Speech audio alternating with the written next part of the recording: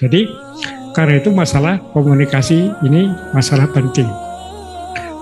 Mengapa? Sebab tadi kemenangan politik itu kan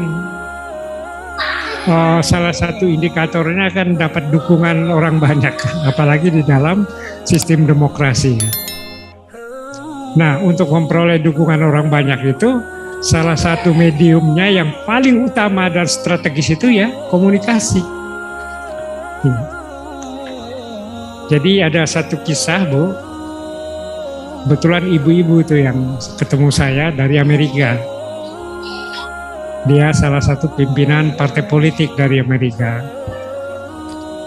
Nah, ketika ngobrol di Jakarta, lagu kunjungan dia ke sini, lalu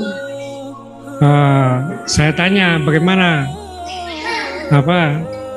kampanye atau apa begitulah di Amerika itu bagaimana. Dia jawab, ceritakan, kami di partai kami, katanya.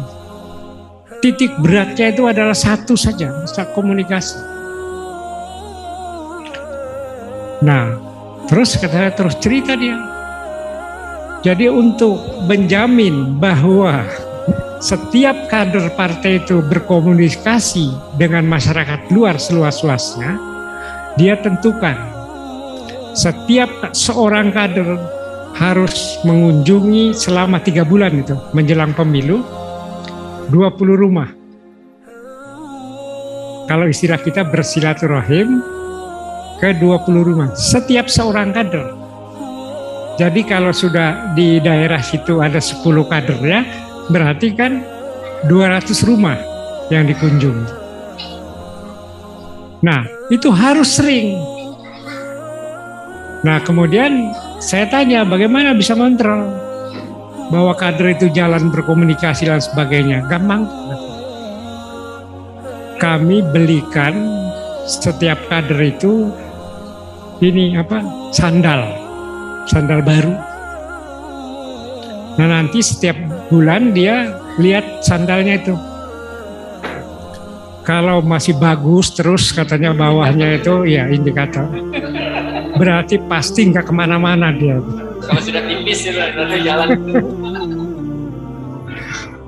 Iya, walaupun dia ngomong katanya saya sudah begitu begini, tapi kalau sandalnya itu masih bagus, enggak. Gitu aja ukurannya gampang. Tapi dalam pikiran saya, tapi kalau di Indonesia enggak juga itu.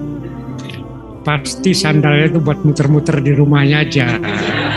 Kalau kesananya enggak, kan rusak juga. Jadi maksudnya itu, Bu, pentingnya berkomunikasi itu.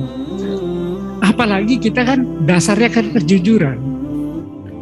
Dengan kata lain tidak perlu dikasih sendal kalau kita. Insya Allah akan jalan semuanya itu. Insya Allah. Nah, dengan begitu bayangkan kita akan terjadi sangat luar biasa. Masalah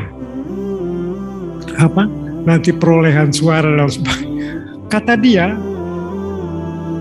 katanya coba bayangkan katanya satu rumah itu kan bukan satu orang yang milih itu. Di situ ada suami, ada istri, ada paman, kadang-kadang ada mertua, ada anak dan lain sebagainya. Paling tidak 5 orang. Jadi kalau 20 kali 5 sudah 100 orang dapat. Jadi keuntungannya itu begitu. Nah, keuntungan yang lain tidak ada biaya, cuma sandal katanya biayanya. Bener juga.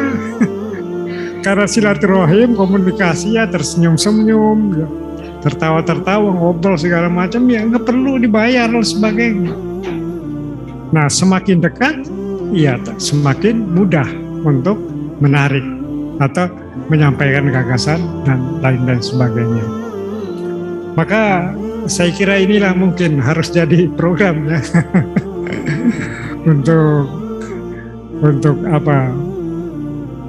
untuk pemilu nanti yang akan dalam rangka tadi mencapai kemenangan. Nah, di sini Pak, kami di Banten itu sudah mencoba, yaitu pemilihan wali kota dan wakil wali kota Cilegon. Dengan model ini dicoba. Ternyata ya mungkin juga bukan satu-satunya itu ya yang mendatangi rumah 20 itu. Nah, tapi itu sangat mempengaruhi. Keadaan di kampung saya lihat sendiri, gembira itu ibu-ibu itu. Karena tadi disilaturahim terus-terus.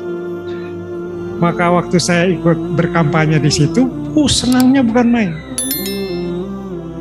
Jadi memang salah satu efek positifnya itu terasa betul dalam pemilihan wali kota Cilegon. Akhirnya menang juga kan kita. Dan itulah maka sekali-kali masalah komunikasi ini harus kita galakkan betul.